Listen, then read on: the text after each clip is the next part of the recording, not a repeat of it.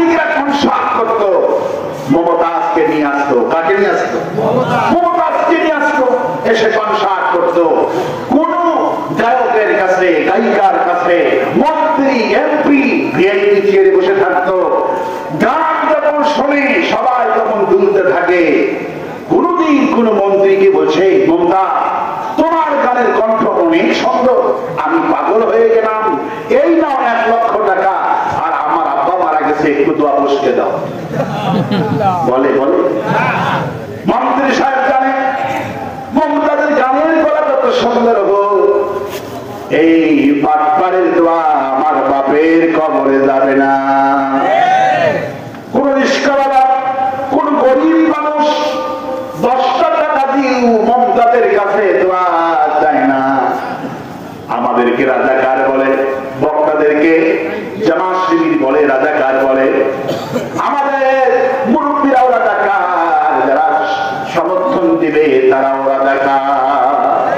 সাইদি সাহেব রাজাকার, নিজামী সাহেব রাজাকার, কিন্তু আমির হামজাকে আমি রাজাকার হব ঠিক না বলে?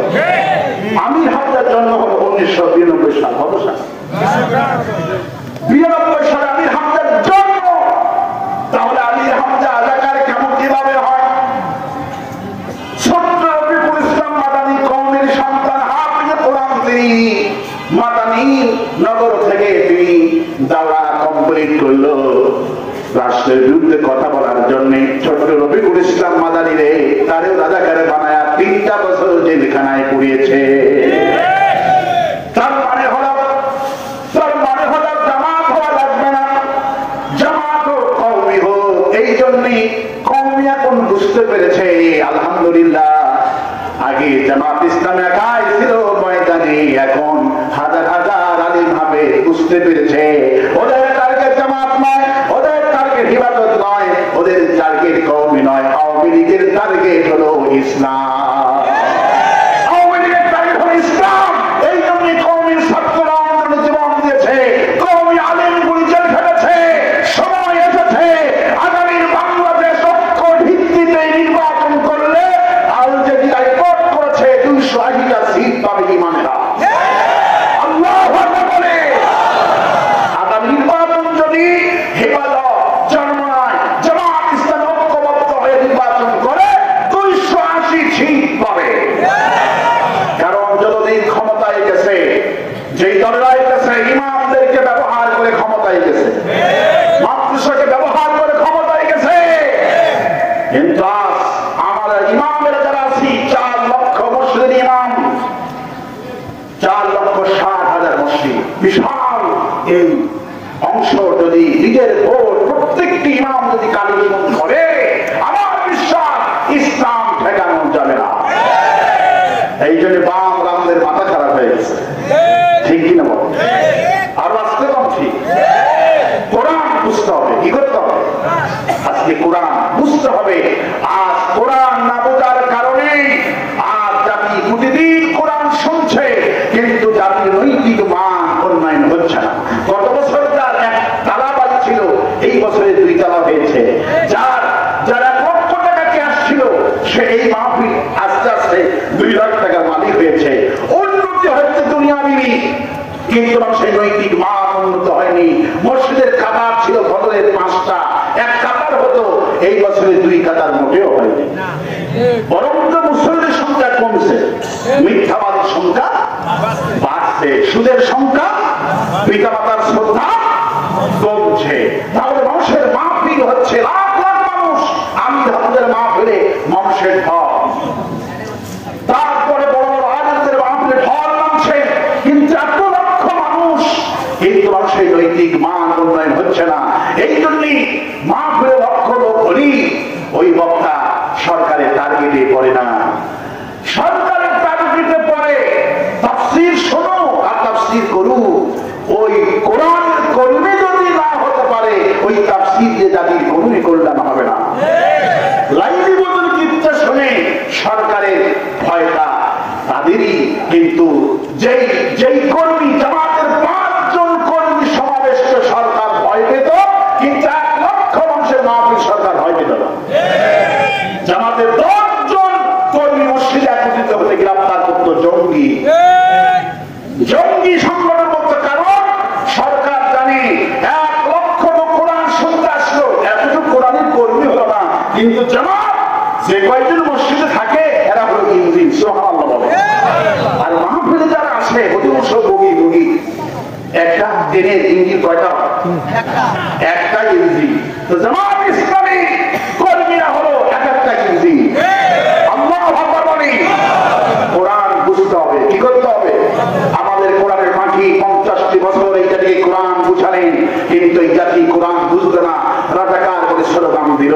আজকে যদি কোরআন আপনারাও না বুঝেন ভাই, এই তাফসীর শুনে কোনো ফায়দা হবে না। বুঝতে হবে ডাক্তারের প্রেসক্রিপশন আপনাকে বুঝতে হবে। আপনি যদি ডাক্তারের প্রেসক্রিপশন না বুঝে ওষুধ সমান খান, 3 দিনের ওষুধ 1 দিনে খান, কাম হবে? ডোজ মতো নিয়ম মতো ওষুধ খেতে হবে। কোরআনটাও ঠিক তেমনই পর্যাপ করবে। আল্লাহ 23 বছরে নাযিল করলো, আপনারা ইয়াতাদাব্বারুনাল কোরআন। সুবহানাল্লাহ বলো। আমি যে কোরআন নাযিল করেছি চিন্তা করো, গবেষণা করো। আজ কোরআন নিয়ে গবেষণা নাই, কোরআন বোঝার চেষ্টাই নেই। এক ছেলের ওজন হলো 120 কেজি, বয়স 20 বছর। কত বছর?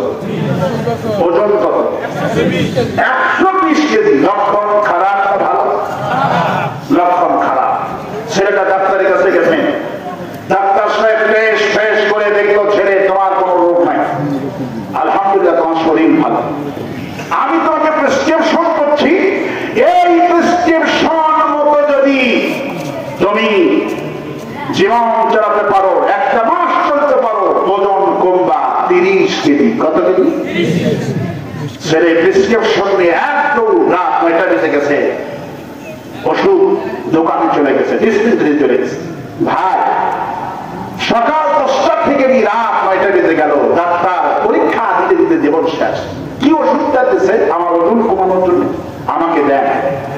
ওষুধের দোকানদার প্রেসক্রিপশন হাতে নিয়ে দেখে কোন ওষুধ লেখেনি, লিখেছে সকালে 2 রুটি আর বিকালে 2 রুটি। ছেলে শুনে মাথায় একটা হাত, বলেন কি বেটা, 10,000 টাকা পরীক্ষা দিল, 800 টাকা ভেজে দিল, একটা ওষুধ নাই। প্রেসক্রিপশন নিয়ে দৌড় ডাক্তারের কাছে। ডাক্তার বন্ধ করে, বাবা তুমি আবার আসছো কেন? স্যার আমি কিছুই বুঝিনি। কি বুঝনি? স্যার 800 টাকা ভেজে দেবে, 10টা পরীক্ষা দেবে, আমার দিন গেল, টাকা গেল, যায়, কিন্তু আমার আপনি কোনো ওষুধ দেখেননি। সকালে 2 রুটি বিকালে 2 রুটি, দেখুন ট্রিটমেন্ট হবে। ডাক্তার বাবা তুমি তো বোঝো না, আমি বুঝি, আমি ডাক্তার, তোমার তো রোগ নাই, ওষুধ দেখবো কি? তোমার ওজন কমাতে হলে তোমার খাওয়া কন্ট্রোল করতে হবে। কি করতে হবে? তুমি সকালে 2 রুটি বিকালে 2 রুটি, এটা যদি 1 মাস খাইয়ে আমার কাছে আসো, তোমার ওজন কমবে 30 কেজি। বুঝছো? ছেলে মাথা থাকি দেখবে স্যার বুঝ না, দরজার কাছে যেতে না যেতে আবার ব্যাগ, স্যার আর একটা কথা বুঝি। কি বুঝবি? স্যার সকালে 2 রুটি বিকালে 2 রুটিতে খাবো, এইটা ভাত খাওয়ার আগে খাবো না পরে খাবো? আচ্ছা বলে সে কিছু বুঝেছে? সে যেমন ঠিক কিছু বোঝে নাই। আজ আমার দেশে কোরআনী কারিমের তাফসীর হয়, মাহফিল হয়, অধিকাংশ বক্তারা নিজেরা কি বলে বোঝে না, আর শ্রোতারা যারা শোনে তারাও বোঝে না। এই জন্যই কোরআন আমাদের বুঝতে হবে। কি কোরআন আল্লাহ আমাদের কি দিলেন? কি কোরআন আমাদের দিলেন? নবী করিম সাল্লাল্লাহু আলাইহি সাল্লাম বললেন, একটা কোরআন হাফেজের মর্যাদা আল্লাহ রাব্বুল আলামিন কিয়ামতের দিনে যা দেবে, 10 জন ব্যক্তিকে সুপারিশ করে আল্লাহ জান্নাতে নিয়ে যাওয়ার পারমিশন দিয়ে দিবে। কোরআন মাজিদ বলা হয়েছে, কোরআনটা সম্মানিত কিতাব, মর্যাদাপূর্ণ কিতাব। 2 জন সাহাবী শহীদ হয়ে গেলেন জিহাদের ময়দানে। কি মর্যাদাপূর্ণ কোরআন! সুবহানাল্লাহ। কত মর্যাদা এই কোরআনের! 2 জন সাহাবী মারা গেলেন, রাসূলুল্লাহ কবরে নামলেন, কি কবর খনন করা হলো। 2 জনকে বিশ্ব নবী মুহাম্মদ রাসূলুল্লাহ সাল্লাল্লাহু আলাইহি সাল্লাম কবরে নামলেন। বিশ্ব নবী নিজে কবরে নামায়া 2 জন সাহাবীকে নিজ হাতে কবরে নামালেন। সাহাবীরা উপর থেকে কাঁদতেছে, এদের কি খোঁজ নসিব? বিশ্ব নবী হাত দিয়ে কবরে নামা। 2 জনকে কবরে নামালেন।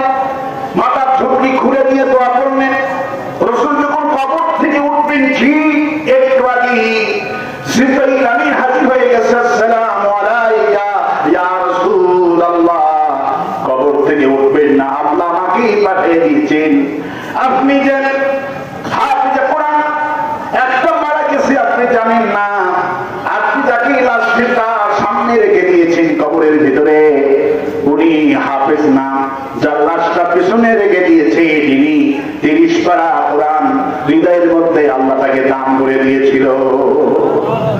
সুতরাং যিনি হাফেজে কোরআন তার লাশটা পিছনে পড়ে গেছে, আর যিনি হাফেজ না তার লাশটা সামনে পড়ে গেছে।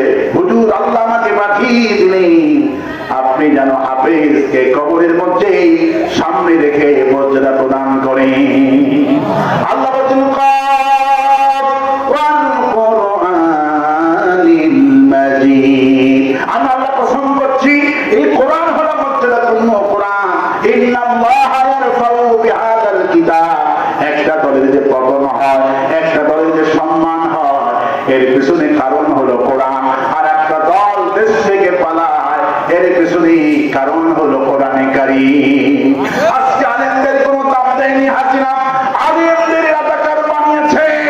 আল্লাহ সার্টিফিকেট দিয়ে বলছেন ইন্নামা ইয়াখশাল্লাহ মিন ইবাদিহিল উলামা।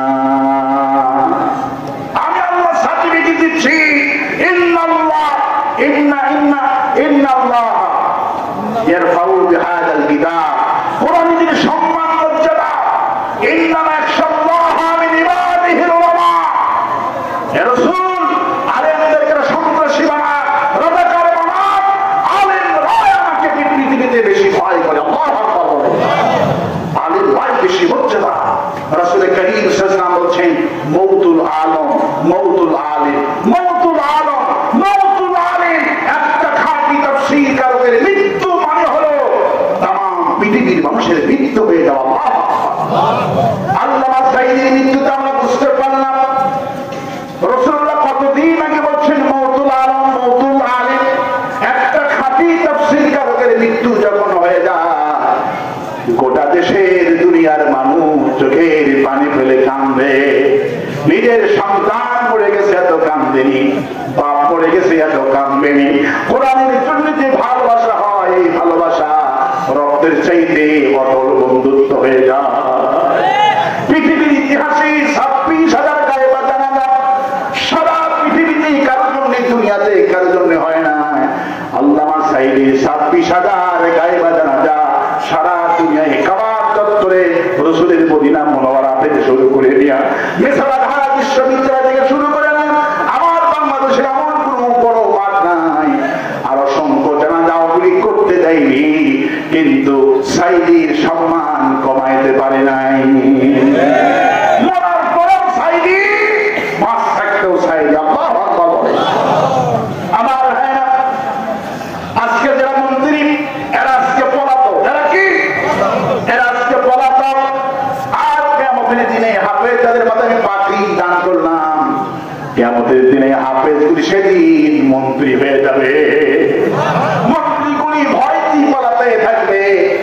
রুবানা ইয়াউদ্দুল্লাযীনা কাফারু লাউ কানু মুসলিমিন। আল্লাহ পাক বলেন সেদিন বামপন্থীরা কাফেররা আফসোস করে বলল হায় রে যদি জামাত ইসলামী করতাম, আল্লাহু আকবার, যদি ইসলামী দল করতাম, যদি মুসলমান হতাম আজকে আমাদের এই অবস্থা হতো না। ঠিক কিনা বলে? সেই আফসোস করে কোনো কাজে লাগবে না। সেই দিন কঠিন কিয়ামতের দিনে হাফেজে কোরআনের যে সম্মান আল্লাহ দিয়েছেন, মর্যাদা দিয়েছেন, হাফেজকে জান্নাত দেওয়া হবে। হাফেজ জান্নাতে চলে যাবেন। জান্নাতে যাওয়ার পর হাফেজ জান্নাতে গিয়ে কাঁদতে থাকবে। আল্লাহ বলবে হাফেজ তুমি কাঁদো কেন? কি হয়েছে তোমার? হাফেজ বলল আমি জান্নাতে আসলাম, আমার আব্বা নাই, মা নাই, কেউ নাই, আমি কার কাছে থাকবো, কি নিয়ে থাকবো? আল্লাহ বলবেন আজকে কিয়ামতের দিন বিচারের পরে তোর আব্বা আমার জায়গা হয়েছে জাহান্নাম। কি হয়েছে? জাহান্নাম হয়েছে। শুনে আরো কাঁদতে থাকে। এক পর্যন্ত আল্লাহ আমার পিতা মাতাকে দেখতে চাই, কিভাবে আগুন জ্বলছে, কোথায় জ্বলছে জাহান্নাম, কেমন আমি দেখতে চাই। আল্লাহ অর্ডার করবেন, ফেরেশতারা নিয়ে যাবে জাহান্নামের কিনারায়। আব্বা আম্মাকে দেখে হাফেজ কাঁদবে, মা বাবা তো কাঁদতেছে। হাফেজের করুণ কান্না দেখে আল্লাহ বলবেন আশাফাউ ফি আশরাতিন মিন আহলি বাইতি কুল্লুহুম গদারাত লাহুম নার। হাফেজ তুই কান্দিস না, তোর চোখের পানি আর আমি আল্লাহ সহ্য করতে পারছি না। আমি তোর বুকে 30 পারা কোরআন শরীফ দান করেছিলাম, সেই অনুযায়ী আমল করেছিলি, আমি আজকে তোকে জান্নাত দিয়েছি কোরআনের মর্যাদার কারণে। আজকে আমি আল্লাহ পারমিশন দিয়ে দিলাম 10 জন ব্যক্তিকে, রক্ত সম্পর্কে ব্যক্তিকে, রক্তের সম্পর্ক আত্মীয় স্বজনটাকে 10 জন ব্যক্তিকে সুপারিশ করে আল্লাহর জান্নাতে চলে যা। সেদিনের মন্ত্রী হবে হাফেজেরা, যাদেরকে মারা হতো, গালি দেওয়া হতো, হাফেজরা খেতে পারে না, কেউ খবর নেয় না, অথচ সেদিনের মন্ত্রী হবে হাফেজেরা, আলেমেরা। আবার হাফেজ হলেই জান্নাত পাবে না। হাফেজ বামপন্থী শাহাদাত হুজুর আছে না? আছে না? ফরিদউদ্দিন মাসুদ আল্লামা সাইদি রাহমাতুল্লাহ আলাইহি ফাঁসির জন্য গেছিল শাহবাগে।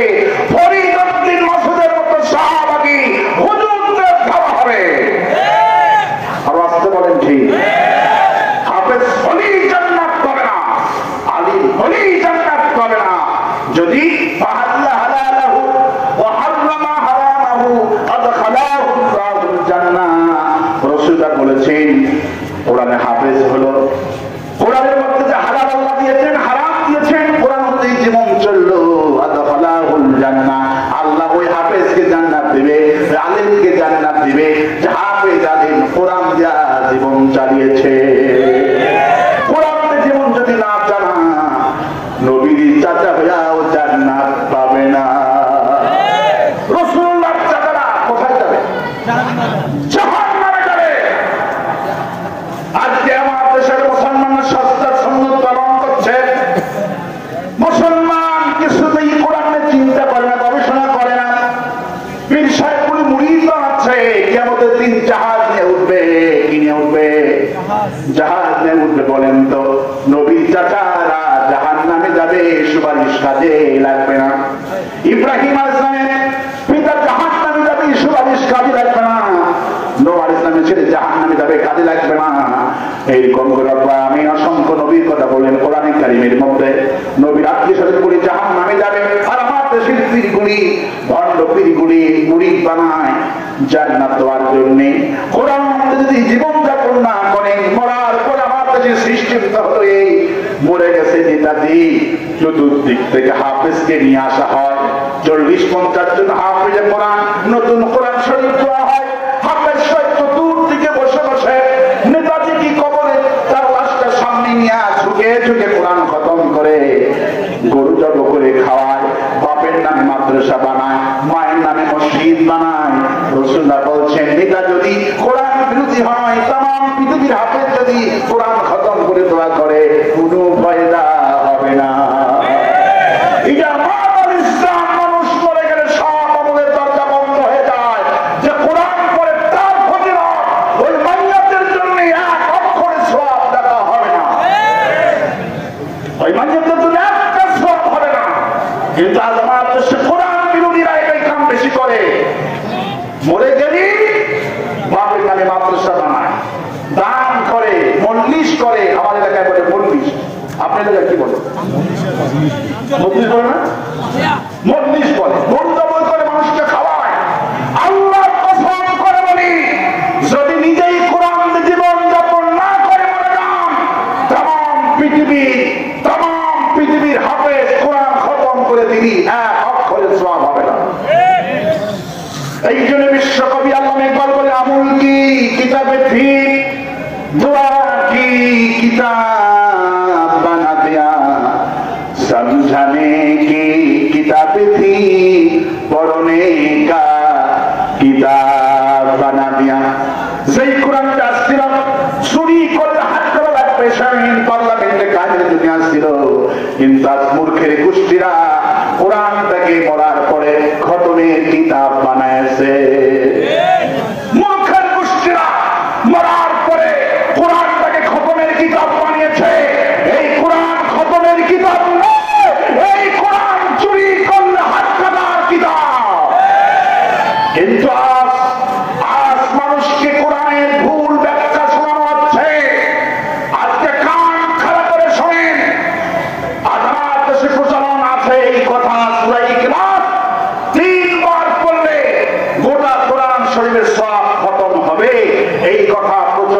আছে না না আছে না না, কিন্তু আসল ব্যাখ্যা তো কোন হুজুর জীবনে করে না। আজকে আমি আপনাদের ব্যাখ্যা করছি, ভালো করে শোনেন মুসলমানেরা। জীবনে আর তাফসীর করতে হয়তো না আসতে পারি, এটি জীবনের শেষ তাফসীর হতে পারে। আসল কাহিনীটা শোনাই আপনাদেরকে। সাহাবীরা কোরআন শরীফ খতম নিয়ে ব্যস্ত ছিলেন না। সাহাবীরা আর রাসূলুল্লাহ এই কোরআন পার্লামেন্টে প্রতিষ্ঠা করার জন্য ব্যস্ত ছিলেন। এই জন্য রাসূলুল্লাহ ৮৪টা যুদ্ধ করছে ১০ বছরে। কয় বছরে? 10 বছরে ৮৪টা যুদ্ধ করছে। আমরা ৫ই আগস্টে একটা করলাম যুদ্ধ, ১৫০০ শহীদ হয়েছে। কত কষ্ট! আর ৮৫টা যুদ্ধ করা, রোমদের সাথে যুদ্ধ। আল্লাহু আকবার বলে। বিশ্বের বড় বড় শক্তিশালী যুদ্ধ করেছেন সাহাবীরা। এই কোরআন খতম করার কোন সময় সাহাবীরা পায়নি। আল্লাহু আকবার। সাহাবীরা কোরআন খতম করার সময় পায়নি। যখন আল্লাহর জমিনে দিনটা কায়েম হয়ে গেল, রাসূলুল্লাহ মদিনার প্রেসিডেন্ট হয়ে গেলেন, আর সাহাবীরা কলিজার মধ্যে একটা দুঃখ থেকে গেল, আমরা কোরআন শরীফ খতম করতে পারলাম না, সওয়াব থেকে মাহরুম হয়ে গেলাম।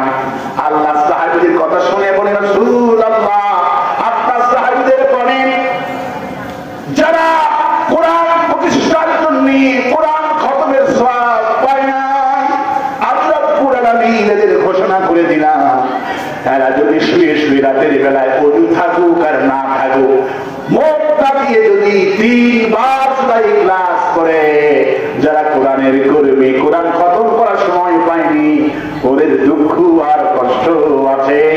আমি রব্বুল আলামিন জানিয়ে দিলাম ওই কোরআনের কর্মীদের জন্য, বদরের যোদ্ধাদের জন্য জানিয়ে দিলাম, কিয়ামত পর্যন্ত যারা কোরআন বিজয়ের জন্য কর্মী আন্দোলন করবে, কোরআন খতমের সময় পাবে না, সকালে মিটিং বিকালে মিটিং, ঠিক কিনা বলে?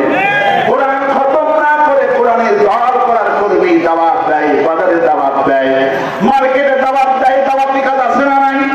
কর্মী টার্গেট আছে না নাই? আছে না নাই? যারা এই টার্গেট নিয়ে দাওয়াতি কাজ করে, এরা যদি রাত্রির বেলায় ৩ বার সূরা ইখলাস পড়তে পারে, গোটা কোরআন খতম করা লাগবে না, ৩ বার পড়লে গোটা কোরআনের সওয়াব আমলনামায় দিয়ে দিব। আমার ভাইরা, কোরআন বিরোধী শেখ নামুল করে বলেন তো কোনো লাভ হবে নাকি?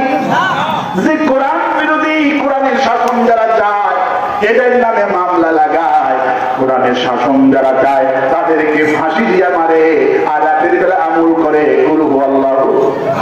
আল্লাহ কয় এই মুনাফিক এর আমলনামায় সওয়াব লাগা হবে না। এই সওয়াব তো তারাই পাবে যারা কোরআন প্রতিষ্ঠার জন্য আন্দোলন করে।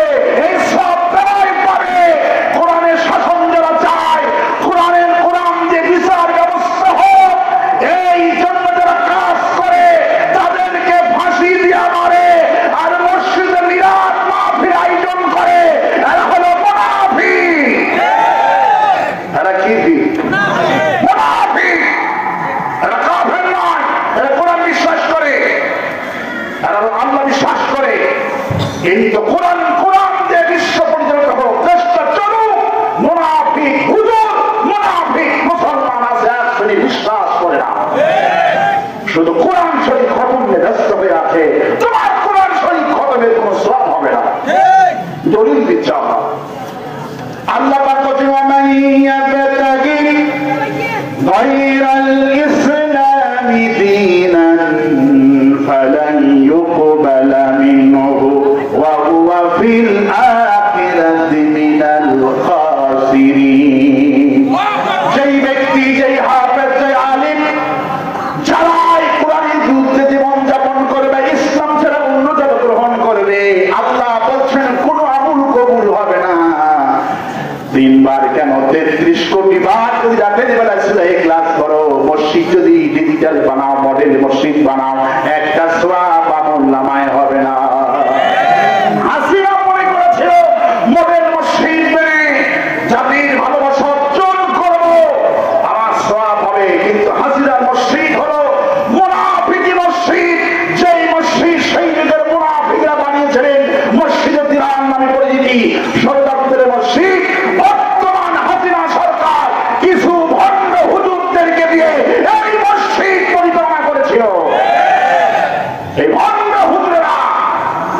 শহীদ নিয়োগ প্রাপ্ত হয়েছিল। অবাক হয়ে যাবেন ভণ্ড হুজুরা আজকে জামাত ইসলামের সুবাতাস দেখে তারা এখন জামাত ইসলামী হয়ে যাচ্ছে, অথচ সারা জীবন আওয়ামী লীগের চামচাগিরি করেছে। আর আসতে কণ্ঠী চট্টগ্রাম মডেল মসজিদ উদ্বোধন করা হবে, ইমাম নিযুক্ত করা হলো। পত্রিকা থেকে বলছি কলিজায় আমাদের পানি নাই।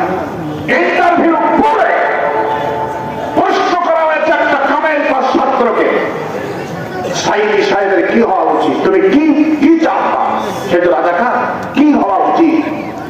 সেই ছেলে বলছে আল্লামা সাইদি মুক্তি চায়, সেদিন প্রাপ্ত একজন আলেম, তার চাকরি হয়নি।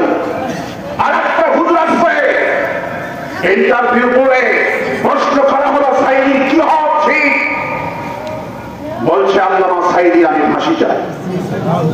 তাকে ইমাম বানানো হলো। এই মুনাফিক হুজুরেরা আওয়ামী লীগকে ফতোয়া দিয়ে তেল মেরে প্রতিষ্ঠা করেছে।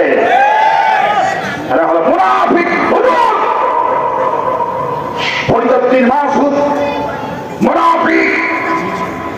আল্লাহ দ্বীন কায়েমের জন্য যারা প্রচেষ্টা চালায়, শাহবাগে আওয়ামী লীগের চামচারা যারা সন্ত্রাসী যখন ফাঁসি যায়, তখন কুলাঙ্গার ফরিদউদ্দিন মাসুদ নামের কুলাঙ্গার ফাঁসির জন্য শাহবাগে গিয়েছিল।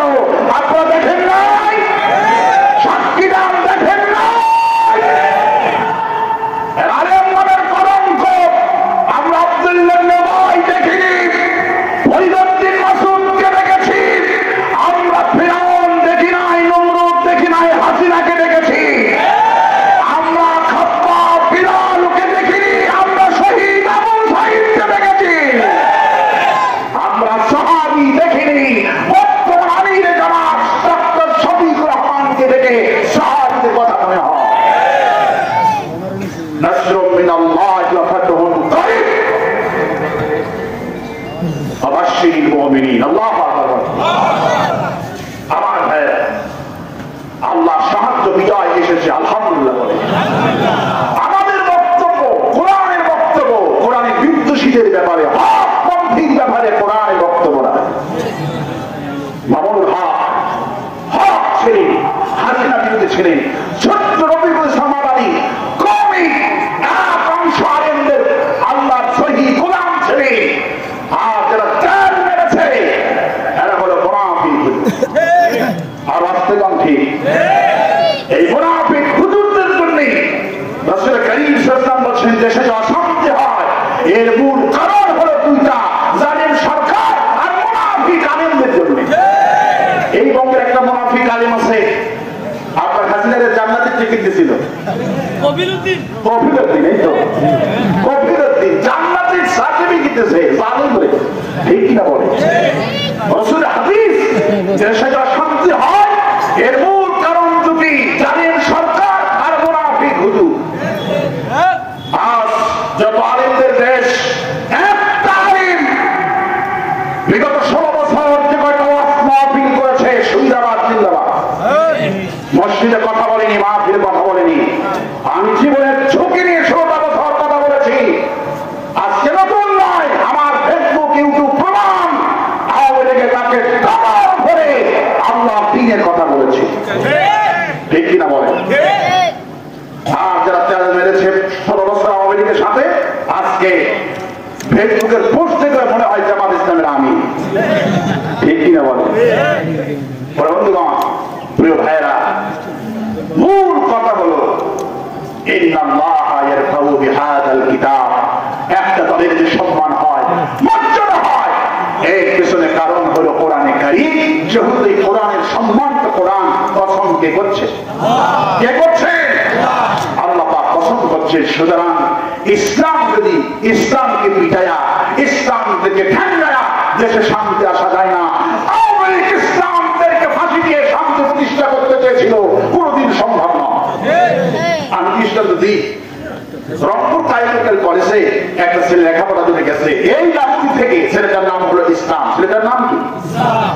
ইসলাম। নামুরি থেকে গেছে কালবেইকে কলেজে লেখাপড়া করে। 4 তলায় বাড়ি, ভাড়া নিচ্ছে 4 তলা। বেশ কিছুদিন ক্লাস করছে, হঠাৎ করে নিচতলা মার্কেটে দেখা হয়ে গেল একটা মেয়ের সাথে।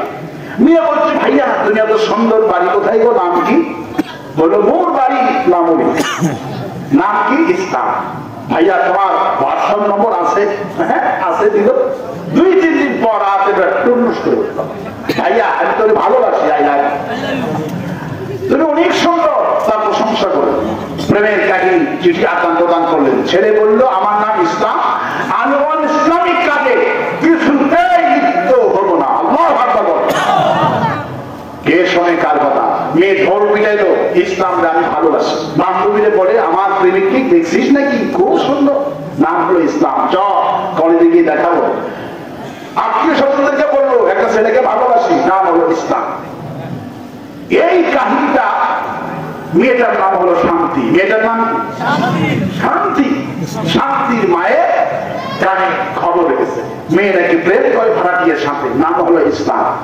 শান্তির পিতাকে রাতের বেলায় শান্তির মা বলছে, শুনছ? বলে কি? তোমার মেয়ে ওই যে ভাড়াটিয়া একটা ছেলে আছে না, দেখতে শুনতে সুন্দর, বাড়ি নামুরি, লেখাপড়ার জন্য আসছে, কোন গরিবের ঘরে গরিব আল্লাহ জানে, তোমার মেয়ে নাকি তাদের ভালোবাসে, সবাইকে বলতেছে। তাই নাকি? বলে হ্যাঁ। মেয়ে যদি এইরকম করতেই থাকে, আমাদের আমও যাবে, সারাও যাবে। আমার একমাত্র মেয়ে এই বিল্ডিং, এই মার্কেট, আর গরিব ছেলে যদি প্রেমে করে, সর্বনাশ হয়ে যায়। আমাদের সঙ্গে মিলতে চায়, কি করতে হবে বলো? ছেলেকে পিটায় মাঠ থেকে বের করে দেবে। সকালবেলায় বসে আছেন ছেলেকে ধরার জন্য, ছেলে নামতেছে কলেজে যাওয়ার জন্য, এই বেটা শোন, আমার মেয়েকে ভালোবাসি, আপনার মেয়ের নাম কি? শান্তি। শুনছি, তবে আমি প্রেম করি না। কে শোনে কার কথা? ইসলাম তাকে পিটায় আত্মরা করা হলো। আলটিমেটাম দেওয়া হলো, বেটা দুপুর 1টার মধ্যে আমার বিল্ডিং ছাড়বি, যে না ছাড়িস পিটায়া হাত পা ভেঙে দিয়ে বের করে দেব। ইসলাম কাঁপতে কাঁপতে তার মালপত্র নিয়ে নামুরিতে চলে আসলো মাগরিবের আগে। মেয়ের কানে খবর গেল মাগরিবের সময় ইসলাম এই বিল্ডিংয়ে নাই। হঠাৎ করে মেয়ে, ইসলামের ফোন নম্বর ছিল, ওই ফোনে কল করলো, ভাইয়া তুমি কোথায়? বললো আমি নামুরি। কখন রওনা করেছো? ইত্যাদি ইত্যাদি।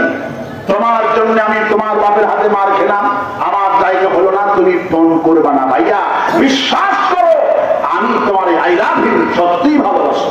তোমার ঠিকানাটা আমি 1.5 ঘন্টার মধ্যে আমি আসতেছি। ঠিকানা দিল ছেলে, সত্যি সত্যি মেয়েটা 1.5 ঘন্টার মধ্যে নামুরিতে হাজির। রাত 10টার সময় মেয়ের মা খানা খাওয়ার জন্য ডাকতে গেছে, যে দেখে শুধু কোল বালুস আর বালুস, শান্তি নাই। শান্তির বাপকে ফোন করা হলো, বাড়ি আসো, শান্তি না। কেনা শান্তি না। চতুর্দিকে খোঁজা শুরু হলো, শান্তি কোথায় গেল? খালুর বাড়ি, খালার বাড়ি, দাদার বাড়ি, দাদির বাড়ি, নানার বাড়ি, নানির বাড়ি, খবর নেওয়া হলো। চতুর্দিকে কান্না রোল পড়ে গেল। শান্তির নানি কান্দে, নানা কান্দে, দাদি কান্দে, খালা কান্দে, কান্দে তো কান্দে, শান্তি নাই। কারো চোখে ঘুম নাই। শান্তি নাই তো কারো চোখে ঘুম নাই। রাত আল্লাহ আল্লাহ করতে করতে পড়ে গেল। সকালবেলা শান্তির পিতা মার্কেটে সব লোকদেরকে নিয়ে মিটিং এ বসে বলছে, তোমাদের কাছে আমার কিচ্ছু চাওয়া নাই, আমার শান্তিকে যেভাবে হোক খুঁজে বের করতেই হবে। এক চালাক ব্যবসায়ী বলছেন শান্তির পিতাকে, শোনে আমি একটা মূর্খ লোক, একটা কথা বলো। কি কথা? আপনি যে সকালবেলা একটা ছেলের নাম হলো ইসলাম, তাহলে তো মেরে আত্মরা করলেন আর মালিক বাড়ি থেকে বের করে দিলেন। আমি শুনছি ওই ছেলেটাকে নাকি আপনার নিয়ে শান্তি ভালোবাসে। আমার তো মন বলছে এত খোঁজাখুঁজির চাইতে আপনাকে খুঁজে বের করা উচিত। ইসলাম কোথায় আছে? ইসলাম আছে যেখানে শান্তি গেছে সেখানে। ইসলাম গেছে যেখানে শান্তি গেছে। আওয়ামী লীগের অবস্থা ছিল ঠিক 16 বছর। ইসলাম যারা চায়, কোরআনের শাসন যারা চায়, এদেরকে ফাঁসি দিয়া শান্তি প্রতিষ্ঠা করতে চেয়েছিল। ইসলামী দলকে ঠেকায়া নিষিদ্ধ করে ফাঁসি দিয়ে শান্তি পাওয়া যায় না। শান্তি পেতে হলে কোরআন লাগবে। কি লাগবে? কোরআন লাগবে। আমরা কোরআনে করিম হতে রাজি আছি তো? এই জন্য কারা কারা